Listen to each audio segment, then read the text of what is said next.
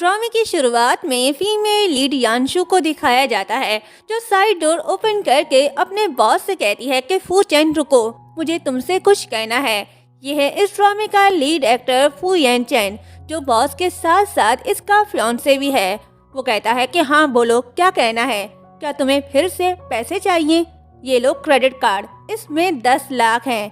आज से ये घर तुम्हारा है और हमारा रिश्ता यहीं पर खत्म होता है। ये कहते ही वो वहाँ से चला जाता है। यांशु को कैंसर है, ये बात वो फू चेन को बताना चाहती थी, लेकिन वो उसकी बात सुने बिना ही वहाँ से चला गया। तो यांशु अपने मेडिकल रिपोर्ट्स देखकर सोचती है कि फू चेन, मैं मरने वाली हूँ, तुम अब भी मेरे साथ ऐसा कैसे कर सकते हो? मैं सिर्फ एक सब्स्टिट्यूट हूँ। अब जबकि न्यांक्षी वापस आ गई है तो मेरा चले जाना ही बेहतर है। फिर वो अपने पल्स काट कर कहती है कि फू चेन, मैं जा रही हूँ, अब तुम आराम से जी सकते हो। ये आखिरी अल्फाज बोलकर यांशु मर जाती है। तभी अचानक से उसकी आंख खुलती है। उसके मोबाइल में वही ड्रामा चल रहा होता है जो उसकी लाइफ के साथ हो चुका है।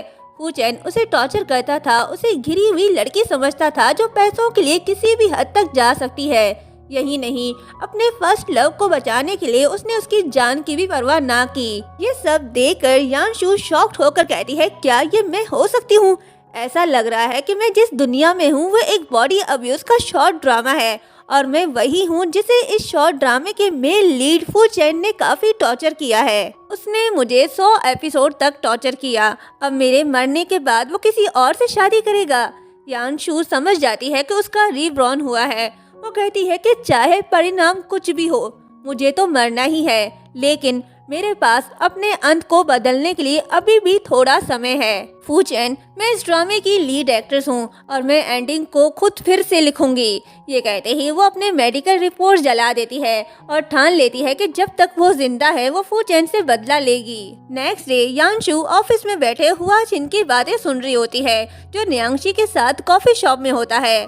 न्यांक्षी यांशु की स्टेप सिस्टर है और कुछ दिन पहले ही चाइना वापस आई है। न्यांक्षी कहती है कि सॉरी फू चेन, मैं अलविदा कहे बिना ही चली गई, लेकिन मेरी हार्ट सर्जरी सच में खतरनाक थी और मुझे डर था कि कुछ गलत न हो जाए, इसलिए मैंने ऐसा किया।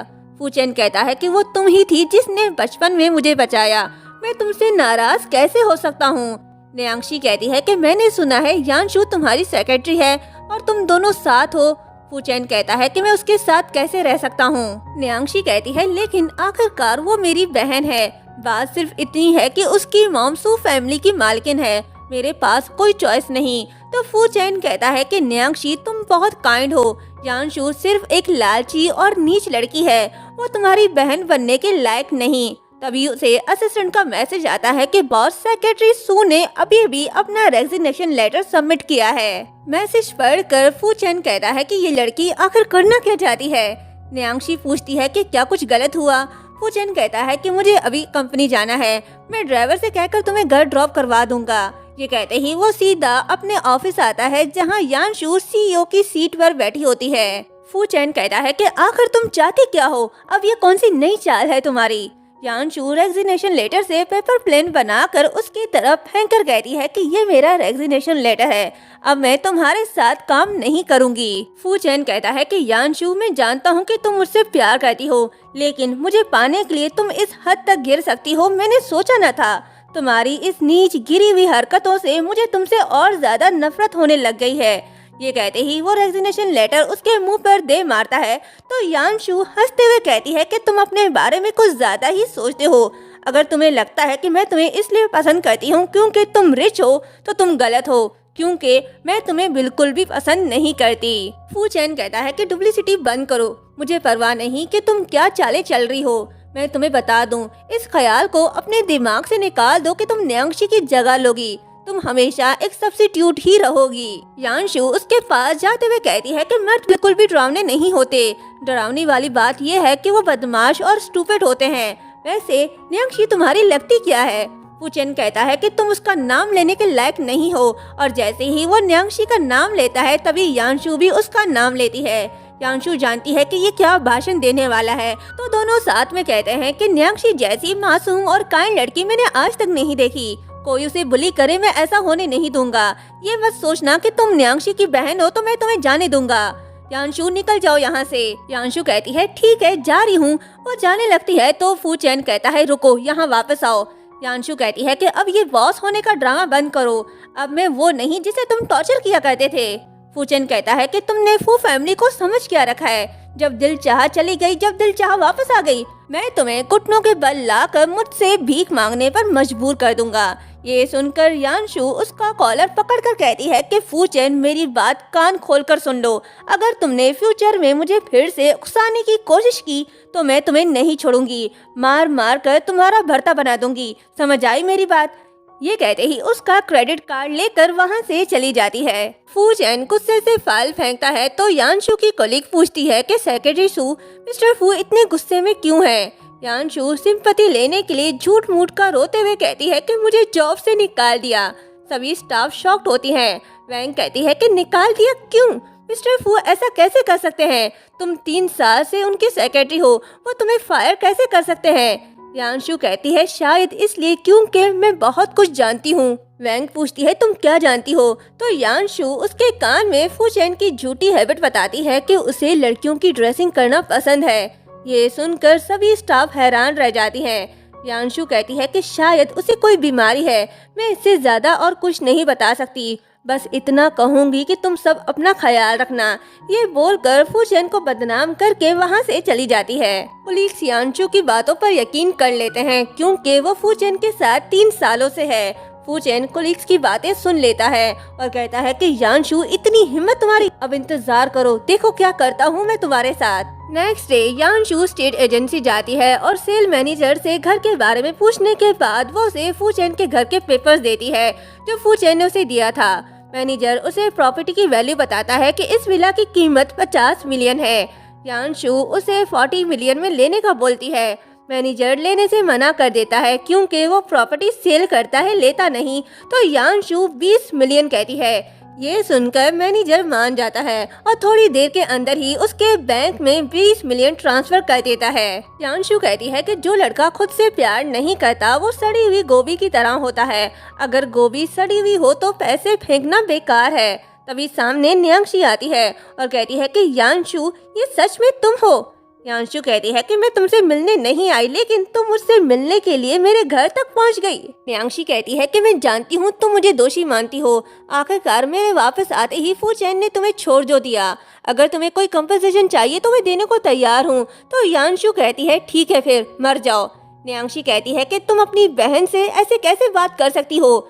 यांशु कहती है कि तुम्हें क्या लगता है कि तुम किस तरह की बहन हो? तुम एक बिच हो जो मेरे सामने घमंडी होने की हिम्मत करती है। तुम एक नाजायज औलाद हो, समझी? तुम बिल्कुल अपनी मॉम की तरह हो, जैसे तुम्हारी मॉम ने एक मैरिड मैन को फंसाकर तुम्हें सीक्रेटली बर्थ दिया, अब तुम भी वैसा ही करना चाहती हो। न्यांक्षी को पेन होने लगता है तो यांशु कहती है क्या हुआ, सच जानकर तकलीफ हुई? तभी फू चैन आता है और उसे पीछे पुश करके कहता है कि न्यांक्षी से दूर रहो। न्यांक्षी कहती है कि तुम समझती क्यों नहीं, डैड तुम्हारी मॉम से बिल्कुल भी प्यार नहीं करते थे, ठीक वैसे ही जैसे फू चैन तुमसे प्यार नहीं करता। तभी फू चैन उसे पकड़कर कहता है कि चलो न्यांक्षी से माफी मांगो। तो यांशु उसका हाथ दूर करके बैग उठाकर खूब पीटने लगती है। फू चैन कहता है कि तुम्हारी हिम्मत कैसे हुई मुझे मारने की? न्यांक्षी कहती है कि तुम फू चैन के साथ ऐसा कैसे कर सकती हो? तो यांशु फू चैन को वार्निंग देती है कि मैं तुम्हें वार्न कर रही हूँ, अगर तुमने फिर से मुझे उकसाने की हिम्मत की, जहाँ कहीं भी दिखोगे मारूंगी, बार बार मारूंगी। ये कहते ही वो जाने लगती है और फिर पीछे मुड़ती है तो फू चैन डर के मारे पीछे हट जाता है। यांशु के चले जाने के बाद फू चैन कहता है कि क्या वो सच में मुझसे प्यार नहीं करती? यांशु फू चैन को सबक सिखाकर क्लब जाती है और मस्त सॉन्ग सिंग कर रही होती है। यांशु की बेस्ट फ्रेंड शेनजी कहती है कि चलो तुम्हारे गमों से आज़ादी का जश्न मनाते हैं। ये कहते ही दोनों ड्रिंक करके आज़ादी का जश्न मनाते हैं। तभी शेनजी कहती है कि बाहर खड़े सभी लड़के अंदर आ जाओ। दरवाजा खुलता है, चारों लड़के अंदर आते हैं। एक लड़का कहता है कि शेनजी काफी दिनों से तुम्हें देखा नहीं, मुझे तुम्हारी बड़ी याद आ रही थी। शेनजी कहती है कि छोड़ो ये थरकीपन, चुप करके बैठो और मेरी बात सुनो, तुम्हारा काम मेरी बेस्ट फ्रेंड को खुश करने का है। यांशु हैरान होकर उन्हें देख रही होती है। तभी फैंग यांशु का हाथ पकड़कर कहता है कि ये तुम्हारा फर्स्ट टाइम है, शर्माओ मत, ये लो चलो साथ में पीते हैं। ये कहते ही वो उसे ड्रिंक देता है। यांशु तो बस उनकी शक्ल ही देख रही होती है तो शेंजी कहती है कि घबराओ मत, मैं तुम्हें सिखाती हूँ कैसे स्टार्ट करना है। ये कहते ही वो फैंग के क्लोज जाती है तो ये देखकर यांशु को जोश आता है। वो बोतल उठाकर पूरी की पूरी एक घूंट में पी लेती है। ये देखकर शेंजी और लड़के हैरान हो जाते हैं। दूसरी तरफ फूचेन न्यांक्षी को घर ड्रॉप करने आता है। न्यांक्षी उसे अपना बनाना चाहती है। वो कोई ना कोई चाल चलकर उसके क्लोज जाना चाहती है ताकि फूचेन बस उसका ही बनकर रहे। वो उससे कहती है कि काफी रात हो गई है, तुम आज रात यहीं क्यों नहीं रुक जाते। फूचेन उसे कुछ कहने ही वाला होता है तभी उसे मैसेज आता है। यांशु ने उसके क्रेडिट कार्ड से क्लब का बिल पे किया तो वही मैसेज उसे रिसीव्ड होता है और साथ ही क्लब का एड्रेस भी। मैसेज देकर फूचेन कहता है कि इतनी रात को वहाँ क्या करी है। न्यांक्षी पूछती है कि क्या हुआ। फूचेन कहता है कि कुछ नहीं, मुझे अभी इम्पोर्टेंट काम याद आया। न्यांक्षी सोचती है कि कहीं ऐसा तो नहीं फूचेन अभी भी यांशु के पीछे अट्रैक्ट है। फिर उसे कहती है कि ठीक है तुम जाओ। फूचेन के जाने के बाद वो सोचती है कि अगर वो यांशु के पीछे भी है तो इससे मुझे कोई फर्क नहीं पड़ता। फूचेन को नहीं पता कि उसे बचाने वाली पर्सन मैं नहीं यांशु थी। जब तक वो ये मानता रहेगा कि मैंने उसे बचाया तब तक यांशु के पास उसे छीनने का कोई चांस नहीं। दूसरी तरफ यांशु नशे में टल्ली होकर फैंग को पीट रही होती है जो उसके क्लोज होने की कोशिश कर रहा था। बेचारा फैंग छुड़ाने की मिन्नत कर रहा होता है लेकिन शेंजी कहती है कि वाह बढ़िया कर रही हो, लगी रहो। शेंजी फैंग से कहती है कि मुझे ब्लेम मत दो, अगर तुम्हें ब्लेम देना है तो उस फूचेन को दो, वही इन सब का जिम्मेदार है। तभी वहाँ फूचेन आता है और ये नजारा देखकर गुस्से से कहता है कि सभी निकल जाओ यहाँ से। सभी लड़के चले जाते हैं। यांशु कहती है कि हाय ये कितना हैंडसम है। ओए लड़के इधर आओ, साथ में पीते हैं और एंजॉय करते हैं। फूचेन तो उसे गुस्से वाली निगाहों से देख रहा होता है। शेंजी कहती है कि यांशु तुम काफी ब्रेव हो, फूचेन को अपना वेटर ही बना लिया। फूचेन कहता है कि तुम भी यहाँ से निकलो। शेंजी कहती है कि फूचेन तुम्हारे साथ मसला क्या है। यांशु अपना मन हल्का करने के लिए बाहर आकर कुछ देर एंजॉय करती है तो उसमें गलत क्या है। फूचेन उसे धमकाने लगता है कि शेंजी तुम्हारा बिजनेस रिसेंटली कुछ ज्यादा ही अच्छे से चल रहा है। ये सुनकर शेंजी यांशु को फूचेन के हवाले करके वहाँ से चली जाती है। यांशु कहती है कि सब क्यों चले गए। फिर वो फूचेन को हक करके कहती है कि फिर तुम मुझे कंपनी दो ना। फूचेन उसे दूर करके कहता है कि यांशु मेरे सब्र का इम्तिहान मत लो। यांशु कहती है कि मैं क्या कर रही हूँ। फूचेन कहता है कि घर चलो।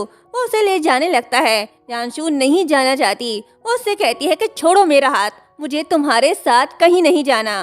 फूचेन उसे जबरदस्ती ले जा रहा होता है तो यांशु उसके नेक को काट लेती है। फूचेन उसे पुश करके कहता है कि क्या तुम डॉग हो जो काटने को दौड़ आई।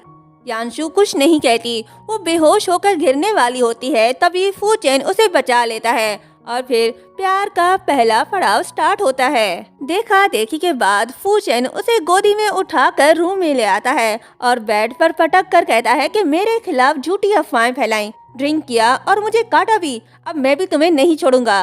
वो उसके पास जाता है तो यांशु कहती है कि फूचेन मुझे छोड़कर मत जाओ। फूचेन कहता है कि बड़ी चालाक औरत है, इसे पता है कि कब क्या कहना है। मैं जानता हूँ इन सब में तुम्हारा कोई न कोई चाल होगा, सो तुम जो करना चाहती हो कर लो, मैं तुम्हारी किसी भी चाल में कामयाब होने नहीं दूंगा। यांशु बेहोशी की हालत में कह रही होती है कि फूचेन क्या तुम मुझे हक कर सकते हो।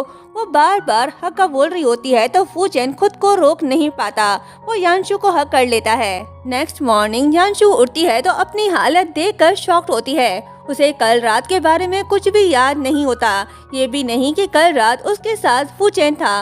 उसे लगता है कि वो किसी और लड़की को पकड़कर अपने साथ ले आई, तो वो खुद से कहती है कि मैं ऐसा कैसे कर सकती हूँ।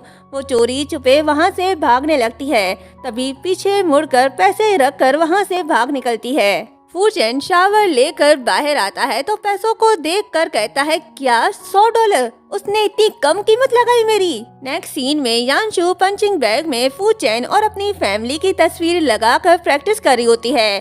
शेंजी उससे कहती है कि बेबी कल रात तुम बड़े नशे में थी। यांशु कहती है कि ये सब तुम्हारी गलती है, तुमने मुझे उस वक्त नहीं रोका, मैं नशे में धुत होकर किसी और के साथ चली गई। शेंजी कहती है क्या लड़का, उस लड़की के बारे में क्या ख्याल है। यांशु कहती है कि भूल जाओ, इस बारे में बात मत करो, सू फैमिली के बारे में बताओ।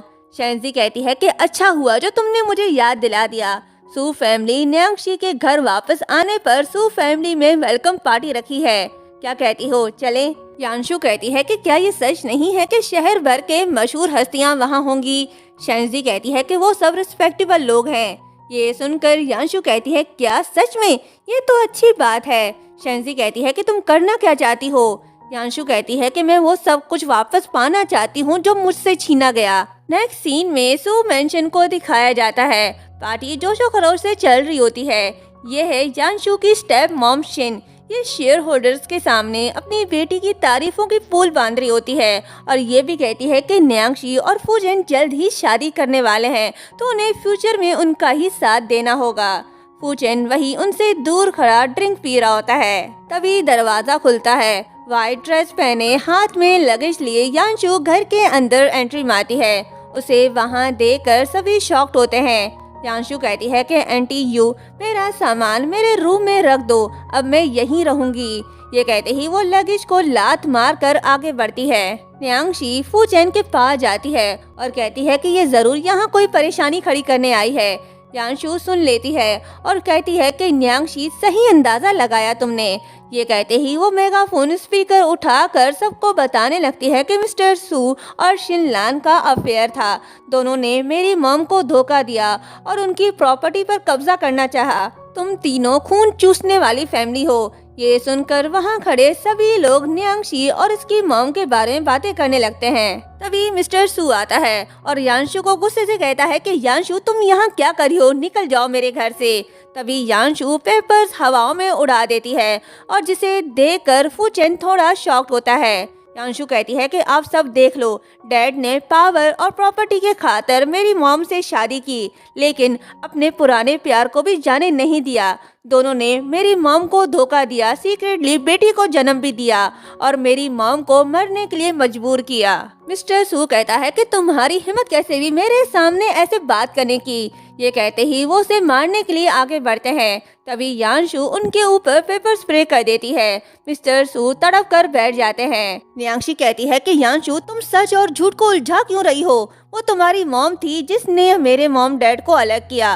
तुम इस सच को मान क्यों नहीं लेती? यांशु कहती है कि सच और झूठ को कंफ्यूज करने में तुम तो माहिर हो। तभी डैड उसके बालों को पकड़कर कहते हैं कि गद्दार कहीं की, तुम्हारी इन चालों से किसी को भी कोई फर्क नहीं पड़ने वाला। कोई भी तुम्हारी इस झूठी बातों पर यकीन नहीं करेगा। तभी फूचेन कहता है कि दूर रहो, इसे छुओ मत। ये सुनकर डैड यांशु को छोड़ देते हैं। फूचेन यांशु के पास आता है। फूचेन यांशु को प्रोटेक्ट करने के लिए एक मसीहा की तरह आगे बढ़ता है, लेकिन फिर भीगी बिल्ली की तरह साइड बदल देता है। वो उसके डैड से तो कुछ नहीं कहता, उल्टा यांशु से कहता है कि क्या मसला है, तुम ये बात आराम से भी कह सकती थी, ऐसे कहना जरूरी था। यांशु कहती है, क्या मैं परेशानी खड़ी कर रही हूँ? तुम जानते हो इन सब ने मेरी मॉम को स्टेप साइड होने पर मजबूर किया। तभी स्टेप मॉम कहती है कि यांशु, मैं जानती हूँ कि तुम इस समय बहुत अनकंफर्टेबल फील कर रही हो। जब तुम्हारे मॉम डैड की शादी हुई मैंने यहाँ से जाने का डिसाइड किया, लेकिन अनएक्सपेक्टेडली मैं उस समय प्रेग्नेंट हो गई। तो यांशु कहती है, क्या तुमने मुझसे नहीं कहा था कि तुमने मेरी मॉम को सुसाइड करने के लिए मजबूर किया? क्या तुम भूल गए जो तुमने मुझसे कहा था? मिस्टर सू कहता है कि बकवास बंद करो, इससे शिन का कोई लेना देना नहीं। तुम्हारी मॉम ने सुसाइड इसलिए किया क्योंकि वो सच बर्दाश्त नहीं कर पाई। यांशु कहती है कि मुझे लगता है मेरी माँ को जिस चीज का सबसे ज्यादा पछतावा है वो तुम जैसे रूटलेस पर्सन से प्यार करना। तभी मिस्टर सू कहता है कि गलती हो गई मुझसे जो बचपन में मैंने तुम्हें बचाया। अगर मैंने तुम्हें उस जंगल में मरने के लिए छोड़ दिया होता तो आज ये सब ना होता। ये सुनकर फूचेन शॉक्ड होकर सोच में पड़ जाता है। यांशु और डैड आपस में बहस कर रहे होते हैं। तभी यांशु अपने बाल पीछे करती है जिससे फूचेन की नज़र उसके चोट पर पड़ती है तो वो हैरान हो जाता है। तभी फ्लैशबैक दिखाया जाता है कि बचपन में जिस लड़की ने उसे बचाया था वो यांशु थी। साथ फूचेन को ये भी याद आता है कि उसने उस बच्चे की इयररिंग निकाल दी थी जिससे उसका ब्लड निकला था और वही चोट का निशान यांशु के कान में होता है। तो ये देखकर फूचेन यांशु से पूछता है कि जवाब दो, तुम्हारे कान पर ये चोट कैसे आई? यांशु कहती है, क्या तुम अंधे हो? हम 3 सालों से एक साथ हैं और तुमने आज ये चोट का निशान देखा? न्यांक्षी समझ जाती है कि फूचेन को डाउट होने लग गया है। वो सोचती है कि वे फूचेन को कभी ये सच पता चलने नहीं दूंगी कि उसे बचाने वाली यांशु थी। इससे पहले कि उसे सच का पता चले मुझे कुछ करना होगा। वो हार्ट पेन का बहाना करके बेहोश हो जाती है। फिर क्या, सबका ध्यान न्यांक्षी की तरफ जाता है। नेक्स्ट सीन हॉस्पिटल का दिखाया जाता है। डॉक्टर न्यांक्षी का चेकअप कर रहे होते हैं। सभी परेशान दिखाई दे रहे हैं पर यांशु नहीं, क्योंकि वो जानती है कि ये सब उसका एक ड्रामा है। तभी यांशु को किसी की कॉल आती है। वो उसे बताती है कि मैं हॉस्पिटल में हूँ, न्यांक्षी का ड्रामा देखने आई हूँ। ये सुनकर मिस्टर सू उसे थप्पड़ दे मारते हैं और कहते हैं कि यांशु, आखिर तुम करना क्या चाहती हो। यांशु कहती है कि मुझे वो सब कुछ वापस चाहिए जो आपने मेरी मॉम से छीना है। स्टेप मॉम कहती है कि यांशु, क्या हो गया है तुम्हें? तुम पहले तो ऐसी नहीं थी, कहीं तुम्हारी तबीयत तो खराब नहीं। वो जैसे ही उसे चेक करने के लिए हाथ बढ़ाती है तो यांशु उनका हाथ दूर करके कहती है कि फिक्र मत करो, ये तो बस एक शुरुआत है। तभी डॉक्टर आता है। ये है डॉक्टर ली, न्यांक्षी का पर्सनल डॉक्टर। डॉक्टर के साथ साथ ये न्यांक्षी का चमचा भी है। समझ तो गए होगे मेरी बात। खैर, डॉक्टर ली बताने लगता है कि न्यांक्षी का हार्ट नॉर्मल है, लेकिन उसके किडनी में कुछ प्रॉब्लम है। टेस्ट रिजल्ट आने के बाद ही पता चल पाएगा। ये सुनकर फूचन भागते हुए न्यांक्षी के पास जाता है। न्यांक्षी पूछती है कि फूचन, मैं क्या करूं, मुझे बहुत डर लग रहा है। फूचन कहता है कि तुम्हारे रिपोर्ट्स में कुछ मसला है। न्यांक्षी कहती है कि अगर कोई सीरियस प्रॉब्लम हुआ तो क्या तुम मुझे छोड़ दोगे? फूचन कहता है, नहीं, चाहे कुछ भी हो जाए मैं तुम्हें कभी नहीं छोड़ूंगा। उनकी बातें यांशु सुन लेती है। जैसे ही फूचन पलट कर देखता है तो यांशु वहां से जा चुकी होती है और किसी को मैसेज करने के बाद कहती है कि ये मत सोचना कि पहले की तरह मैं तुम्हें अपनी किडनी दे दूंगी।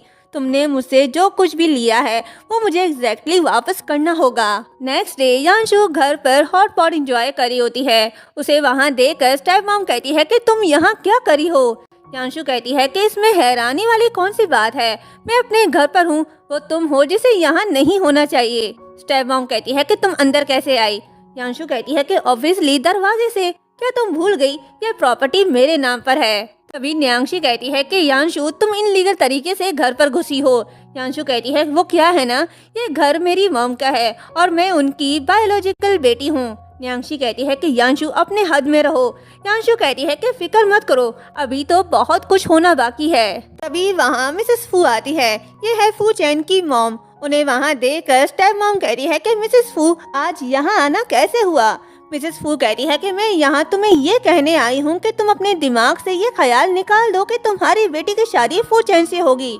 मैं न्यांक्षी को अपने बेटे से शादी करने की इजाजत कभी नहीं दूंगी। न्यांक्षी पूछती है कि आंटी, मैंने ऐसी क्या गलती कर दी? तो मिसेस फू कहती है कि तुम्हारी पूरी फैमिली झूठी है। तुम्हारी बेटी बीमार है और फिर भी मेरे बेटे से शादी करना चाहती है। हरगिज नहीं। मिसेस फू का बदलता अंदाज देखकर यांशु हैरान होती है, क्योंकि रीबर्थ होने से पहले मिसेस फू न्यांक्षी को पसंद करती थी और यांशु से नफरत। ये सब देखकर वो एंजॉय करी होती है। न्यांक्षी कहती है कि आंटी फू, ये बस छोटी सी प्रॉब्लम है, कोई सीरियस बात नहीं। मिसेस फू कहती है कि चलो मैं तुम्हें सच बता ही देती हूँ, मुझे तुम्हारी सू फैमिली बिल्कुल भी पसंद नहीं। तुम्हारी फैमिली का स्कैंडल सबको पता है, इसके बावजूद तुम चाहती हो कि मैं तुम्हें फू फैमिली की बहू बनाऊं? कभी नहीं। न्यांक्षी कहती है कि आंटी फू, मैं सच में ठीक हूँ। मिसेस फू कहती है कि अपनी शक्ल तो देखो, कौन यकीन करेगा कि तुम बीमार नहीं?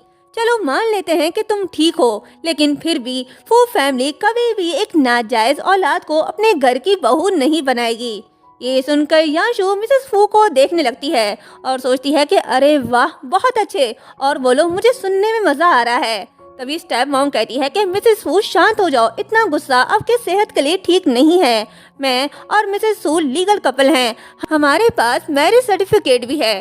तो मिसेस फू कहती है कि लीगलिटी का क्या फायदा, हमें क्या पता वो लीगल है भी या नहीं। मैं तुम्हें बता दूं, मुझे उन लोगों से सबसे ज्यादा नफरत है जो दूसरों की लाइफ में इंटरफेयर करते हैं, और वो तुम और तुम्हारी बेटी है। फिर यांशु की तरफ देखकर कहती है कि मुझे नहीं लगता कि यांशु सू फैमिली की तरह है।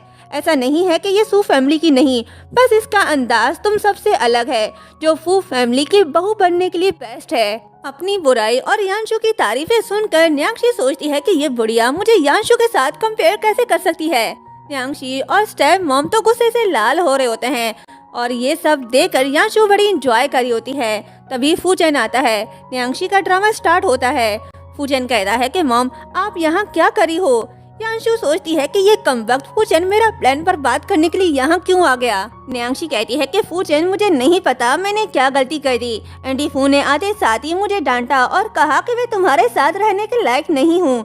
यांशु जानती है कि अब ये क्या बोलने वाली है, तो वो जैसे ही मिसेस फू से कहती है कि आंटी फू, मैं और फूचेन सच में एक दूसरे से प्यार करते हैं। यांशु भी उसे कॉपी करती है। न्यांक्षी कहती है कि बकवास बंद करो, मैं तुम्हारी बहन हूँ, तुम मुझसे मेरे प्यार को कैसे छीन सकती हो। यांशु कहती है कि वो तुम हो जिसने मुझसे मेरे मैन को छीना। फूचेन यांशु से कहता है कि क्या बकवास करी हो, मेरा तुम्हारे साथ कोई रिश्ता नहीं। न्यांक्षी कहती है कि फूचेन देखो इस लड़की को, इसने मुझे तंग करके रखा हुआ है, मैं अब और जीना नहीं चाहती। फूचेन उसे चुप होने का इशारा करता है क्योंकि सामने बॉस बैठी है, आई मीन मॉम। यांशु कहती है ठीक है फिर अपने आप को 3 बार फांसी लगा लो। तो फूचेन कहता है तुम अपना मुंह बंद ही रखो। ये सुनकर न्यांक्षी रोने का ड्रामा करते हुए कहती है कि आंटी फू मुझे डर लग रहा है। तो मिसेस फू कहती है कि मैंने तुम्हारे बारे में जो सुना था वो सच ही था, तुम एक ड्रामेबाज लड़की हो जो फूचेन को पाने के लिए किसी भी हद तक जा सकती हो। न्यांक्षी भले ही तुम मेरे बेटे को परेशान करो, चाहे कुछ भी करो, मैं फिर भी तुम्हें फू फैमिली में शादी करने नहीं दूंगी। फूचेन कहता है कि माँ आप ऐसे हार्टफुल वर्ड्स कैसे कह सकती हो। तो मिसेस फू कहती है कि तुम्हारी हिम्मत कैसे हुई मुझसे ऐसे बात करने की। फूचेन मेरी बात कान खोलकर सुन लो, अगर तुम इस बीमार ड्रामा क्वीन लड़की से शादी करना चाहते हो तो मेरे मरने तक का इंतजार करो, क्योंकि मेरे जीते जी इसकी शादी तुमसे कभी होने नहीं दूंगी। ऐसी दबंग सासू माँ के लिए कॉमेंट तो बनता है। फूचेन यांशु से कहता है कि तुमने ही माँ को बताया ना। यांशु कहती है कि मैं क्यों बताऊंगी। फूचेन कहता है कि मैं तुम्हें अच्छी तरह से जानता हूँ, तुमने हमारे रिलेशनशिप को खराब करने के लिए मॉम को न्यांक्षी की किडनी डिजीज का बताया। ये सुनकर मिसेस फू फूचेन के पास जाती है और उसे मार कर कहती है कि बेवकूफ कहीं के, यांशु मुझे क्यों बताएगी, ये जिस हॉस्पिटल में गई थी वो हमारा ही था, वहाँ जाकर मुझे उसके बारे में पता चला। यांशु सोचती है कि जब तक आंटी फू है मुझे टेंशन लेने की जरूरत नहीं। तभी न्यांक्षी पेन होने का ड्रामा करती है तो यांशु मिसेस फू को इशारा करते हुए बताती है। तो मिसेस फू कहती है कि देखो देखो ये फिर से मरने वाली है, फिक्र मत करो, तुम्हारे मरने के बाद सारे इंतजामात कर दूंगी। ये सुनकर यांशु हंसने लगती है और मिसेस फू के पास जाकर कहती है कि आंटी फू छोड़ो इनको, चलो हम साथ में कॉफी पीते हैं। उनके जाने के बाद न्यांक्षी कहती है कि फूचेन क्या तुम मुझे नहीं चाहते। फूचेन कहता है कि ऐसा कैसे हो सकता है, तुम हमेशा मेरी ओनली वन रहोगी। यांशु मिसेस फू को देखकर सोच रही होती है कि मुझे उम्मीद नहीं थी कि एक दिन मैं फूचेन की माँ के साथ इतना पावरफुल रिश्ता बना लूंगी। यांशु आखिर ऐसा क्यों सोच रही है। एक्चुअली मिसेस फू यांशु को बिल्कुल भी पसंद नहीं करती थी, क्योंकि पहले यांशु डरी सहमी लड़की हुआ करती थी, किसी से कुछ नहीं कहती थी और ना ही किसी को फेस कर पाती थी, चुपचाप सब सह लेती थी और रो रो कर जिंदगी गुजारती थी। और यही बात मिसेस फू को पसंद नहीं थी। उसका गिव अप करना, चुप बैठना, इन सब से मिसेस फू तंग आ गई थी। मिसेस फू उसे बुल्ली भी करती थी, वो इसलिए क्योंकि फूचेन उसकी वजह से 3-4 दिन तक घर नहीं आता था। तो मिसेस फू यांशु को ही इन सब का जिम्मेदार समझती थी। लेकिन जब मिसेस फू को पता चला कि फूचेन ने यांशु को जबरदस्ती न्यांक्षी को किडनी डोनेट करवाया, तो मिसेस फू ने फूचेन को थप्पड़ मार कर कहा कि तुम इंसान हो या जानवर, भले ही तुम उसे पसंद नहीं करते, लेकिन किसी और की जान बचाने के लिए तुम उसकी जान तो खतरे में नहीं डाल सकते, तुम उसके साथ ऐसा कैसे कर सकते हो। फ्लैशबैक याद आने के बाद यांशु को एहसास हो जाता है कि भले ही मिसेस फू उसे बुल्ली किया करती थी, लेकिन जब बात यांशु की जान पर आई तो वो मिसेस फू ही थी जिसने उसके हक में बोला था। तभी मिसेस फू खानदानी कड़ा निकाल कर यांशु को पहनाती है, तो यांशु सोचती है ये तो फू फैमिली का वही हेयरलूम है जिसे न्यांक्षी रियल ड्रामे में अपने हाथ में पहना करती थी और दिन रात शो ऑफ करती थी। फिर मिसेस फू से कहती है कि सासू माँ ये चीज आपने मुझे दी है तो अब ये मेरा हुआ ना। मिसेस फू कहती है कि मैंने ये तुम्हें दिया है तो अब ये तुम्हारा ही है। भले ही फूचेन उस ड्रामा क्वीन यांक्षी से प्यार करता है, लेकिन मैं फिर भी उसे कुछ नहीं देने वाली। ये सुनकर यांशु मिसेस फू के पास जाकर हाथ पकड़कर कहती है कि अब से आप मेरी मॉम हो। ये बोलकर वो उन्हें मॉम कहकर बुलाती है। तो मिसेस फू कहती है ठीक है, लेकिन अपनी माँ का बदला लेने के लिए तुम अकेले ही सू फैमिली से निपटने चली गई। ये हमारे फू फैमिली की विरासत है, अब से तुम मेरी बहू बनोगी। यांशु सोचती है कि अब पता चला आप पहले मुझे क्यों पसंद नहीं करती थी, क्योंकि आपको मेरा डरपोक स्वभाव पसंद नहीं था। तभी वहाँ फूचेन आता है और जोर से यांशु के चेहरे पर हाथ रखता है तो यांशु डर जाती है। फिर क्या, पानी का गिलास सीधा फूचेन के मुंह पर। फूचेन कहता है कि तुम्हारी हिम्मत कैसे हुई मुझ पर पानी फेंकने की। यांशु कहती है कि वो क्या है ना, तुम अंधे हो इसलिए बस तुम्हारी आंखें साफ कर रही थी। ये सुनकर सासू माँ हंसने लगती है। फूचेन कहता है कि मॉम देखो इसने मेरे साथ क्या किया।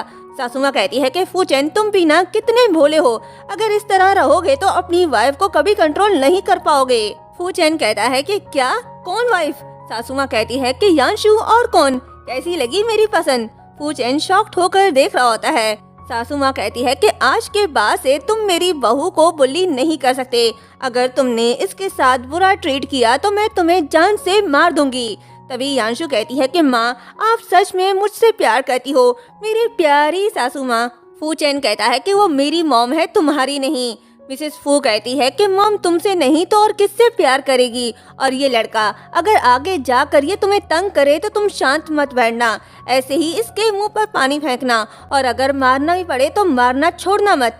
ये सुनकर फूचेन डर जाता है। वो कहता है कि मॉम आप क्या बोल रही हो, मैं आपका बेटा हूँ। मिसेस फू कहती है कि तुमने न्यांशी से प्यार करके मुझे शर्मिंदा किया। ये कहते ही वो फूचेन को जबरदस्ती बिठाकर कहती है कि तुम दोनों अच्छे से बात करो, मैं जा रही हूँ, प्यार से बात करना, लड़ना मत, समझे? ये बोलकर दबंग सासू माँ चली जाती है। फूचेन यांशु को कुछ कहने ही वाला होता है, तभी यांशु ब्रेसलेट दिखाने के लिए फूचेन की तरफ हाथ बढ़ाती है तो फूचेन को लगता है कि वो उसे मारने वाली है, तो वो पीछे हटकर कहता है कि माँ ने कहा था लड़ना मत। यांशु कहती है कि डरो मत, आज मैं तुम्हें मारने नहीं वाली। ये कहते ही वो इतरा इतरा के उसे ब्रेसलेट दिखाती है। फूचेन कहता है कि ये ब्रेसलेट तुम्हारे पास क्यों है? यांशु कहती है क्या तुमने सुना नहीं, तुम्हारी मॉम मुझे अपनी बहू बनाना चाहती है। फूचेन कहता है चलो मुझे वापस दो। यांशु मारकर उसके हाथ को दूर करती है तो फूचेन कहता है फिर से मारा मुझे, झूठी, तुमने तो कहा था कि तुम मुझे नहीं मारोगी। यांशु कहती है अगर तुम मुझे उकसाओगे नहीं तो मैं तुम्हें नहीं मारूंगी। फूचेन कहता है बताओ ब्रेसलेट वापस करने के कितने पैसे लोगी? यांशु कहती है 100 मिलियन। ये सुनकर फूचेन कहता है तुम चोरी क्यों नहीं कर लेती? यांशु कहती है कर तो रही हूँ तुम्हें लूट कर। फूचेन कहता है ठीक है 100 मिलियन, अब जल्दी से उतारो। ये सुन यांशु खुद को कवर करके ऊंची आवाज से कहने लगती है कि मैं ऐसे अजीब काम नहीं करती। फूचेन कहता है क्या बकवास करी हो, मैंने तुम्हें ब्रेसलेट उतारने को कहा। तभी यांशु रोने का ड्रामा करते हुए कहती है कि जब हम रिलेशनशिप में थे तो तुम मुझसे कितना प्यार करते थे, अब तुम्हें नई मोहब्बत मिल गई है तो तुम मेरे साथ ऐसा बिहेव करोगे, मुझसे मेरे प्यार की निशानी वापस छीन लोगे। फूचेन कहता है मैंने कब तुमसे प्यार किया? यांशु कहती है हाय मेरी जिंदगी इतनी दुखी क्यों है। ये बोलकर वो ब्रेसलेट उतारने लगती है पर नहीं उतरती तो वो कहती है ये नहीं उतर रहा। फूचेन कहता है कि ड्रामा बंद करो, क्या तुम मुझे मेरा ब्रेसलेट वापस नहीं करना चाहती? यांशु कहती है यकीन नहीं आ रहा तो खुद ही उतारो। फूचेन ब्रेसलेट उतारने के लिए जैसे ही उसका हाथ पकड़ता है तो यांशु जानबूझकर खुद को पुश करती है। फूचेन लोगों की तरफ देखकर कहता है कि अरे ध्यान से करो। फिर यांशु से कहता है कि आखिर तुम करना क्या चाहती हो? यांशु कहती है कि मैं घर जा रही हूँ, ब्रेसलेट उतार कर वापस कर दूंगी। ये बोलकर वो चली जाती है। फूचेन घर आता है तो मिसेस फू कहती है तुमने यांशु से उसका ब्रेसलेट क्यों छीना? फूचेन कहता है मैंने उसे नहीं छीना, क्या उसने फिर से आपसे मेरी शिकायत कर दी? मिसेस फू कहती है कि वो कॉफी शॉप मैंने 2 दिन पहले ही खरीदी, मैंने वहाँ की सीसीटीवी फुटेज देखी। फूचेन कहता है क्या आप बिना सोचे समझे चीजें खरीदने की अपनी ये आदत बदल सकती हो? माँ आप करना क्या चाहती हो? मिसेस फू गुस्सा होने लगती है तो फूचेन कान पकड़कर बैठ जाता है। मिसेस फू कहती है कि मैंने फू फैमिली की तरफ से अपनी बहू को ब्रेसलेट पहना दिया है, अब तुम्हें उसे घर लाना होगा। फूचेन कहता है मॉम क्या आप रीजनेबल हो सकती हो, आपने ब्रेसलेट अपनी पसंद की लड़की को पहना दिया और अब उस ब्रेसलेट की वजह से उससे शादी करने के लिए फोर्स कर रही हो, ये कुछ ज्यादा ही हो गया। तभी मिसेस फू सर पकड़कर कहती है कि हाय मेरा ब्लड प्रेशर हाई हो रहा है, मेरा दिल भी अनकंफर्टेबल है, ये सब तुम्हारी वजह से हो रहा है, तुमने मुझे नाराज किया। तभी फूचेन कहता है कि मेरा सर दर्द कर रहा है, मेरे दिल में भी दर्द है, मुझे हर जगह पेन है। मॉम प्लीज ये प्रिटेंड करना बंद करो कि आप बीमार हो, मैंने आपकी मेडिकल रिपोर्ट देख ली है, आप बीमार नहीं हो। ये सुनकर मिसेस फू उसका कान पकड़कर कहती है कि अगर तुम उसे वापस नहीं ले आए तो तुम्हें भी घर वापस आने की जरूरत नहीं। फूचेन कहता है कि यांशु की वजह से आप अपने बेटे को छोड़ दोगी। मिसेस फू कहती है कि मैं तुम्हें बता दूं, मुझे यांशु पसंद है। उस दिन अपनी माँ का रिवेंज लेने के लिए वो कितनी फेयरलेस थी, बिल्कुल मेरी तरह। फूचेन कहता है सही कहा, जब वो मुझे मारती है तो एग्जैक्टली आप जैसी बन जाती है। मिसेस फू थप्पड़ मारने लगती है तो फूचेन कहता है एग्जैक्टली ऐसे ही। मिसेस फू कहती है, मुझे कोई फर्क नहीं पड़ता। अगर तुमने न्यांशी से शादी करने की हिम्मत की तो मैं यहाँ लटक कर मर जाऊंगी। तुम देख क्या रहे हो, जाओ मेरी बहू को लेकर आओ। फूचेन जाते समय कहता है कि माँ ये छोटा है। यानशु हॉस्पिटल आती है और टेस्ट करवाने के बाद सोचती है कि रिपोर्ट्स के रिजल्ट आने में आधा महीना लग जाएगा। मुझे नहीं पता कि मैं कब तक जिंदा रह पाऊंगी। तभी डॉक्टर ली आता है और कहता है कि यानशु तुम यहाँ। यानशु कहती है कि तुम तो न्यांशी के डॉक्टर हो ना। डॉक्टर ली कहता है कि इससे कोई फर्क नहीं पड़ता कि मैं किसका डॉक्टर हूँ। इम्पोर्टेंट बात यह है कि हम दोनों हाई स्कूल में मिले थे, क्या तुम्हें याद है? यानशु सोच रही होती है, तभी वहाँ न्यांशी आती है, साथ फूचेन भी होता है। न्यांशी कहती है कि मैंने सुना है तुम दोनों एक दूसरे को जानते हो। यानशु तुम्हें डॉक्टर ली के साथ नहीं होना चाहिए। यानशु कहती है कि मैं जिसके साथ भी हूँ इससे तुम्हारा कोई लेना देना नहीं। न्यांशी कहती है कि यानशु तुम गलत समझ रही हो। मुझे अफसोस है कि फूचेन ने तुम्हें मेरा सब्स्टिट्यूट समझा, लेकिन अब मैं तुम्हारे लिए खुश हूँ। तुमने अपने दिल में किसी और को जगह दे दी। यानशु कहती है कि ओह, कुछ लोगों को ये नहीं पता कि कौन किसकी सब्स्टिट्यूट है।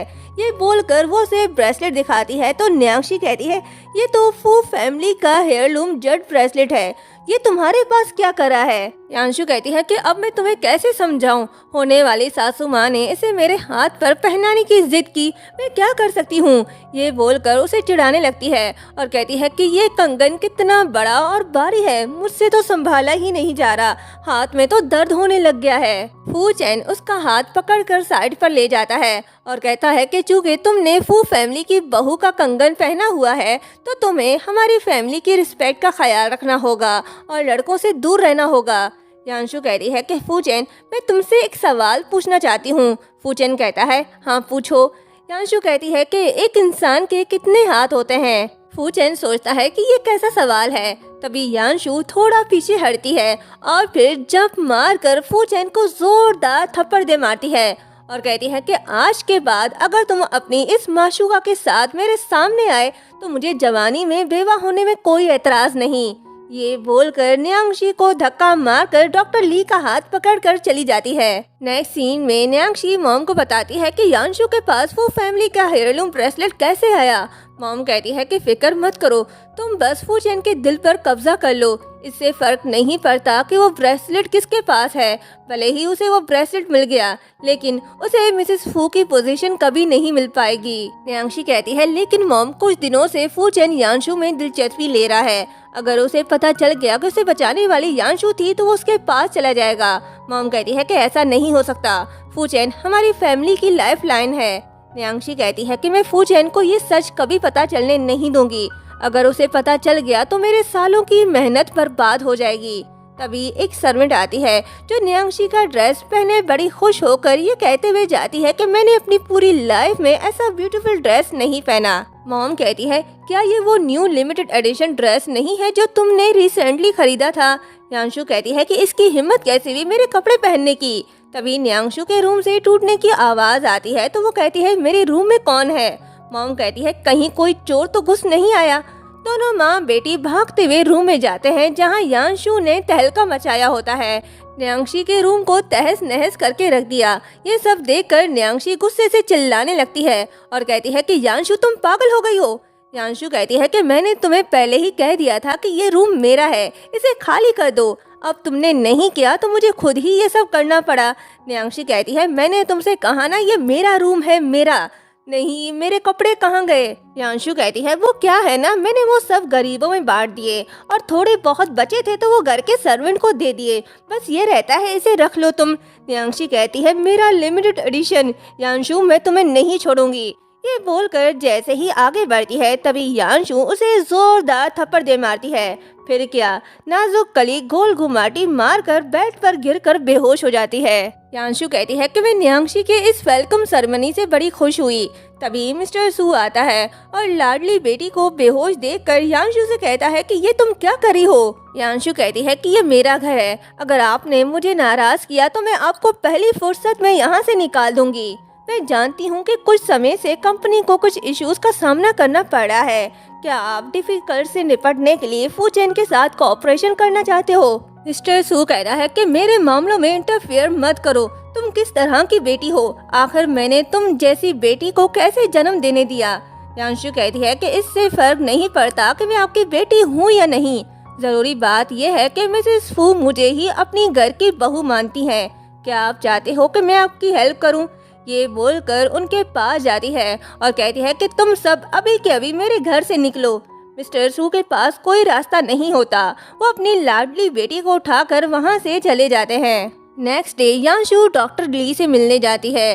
डॉक्टर ली बड़े प्यार से उसके सामने कॉफी रखता है तो ये देखकर यांशु सोचती है कि मेरी मॉम के मरने के बाद से किसी ने भी मेरे साथ इतने अच्छे से ट्रीट नहीं किया।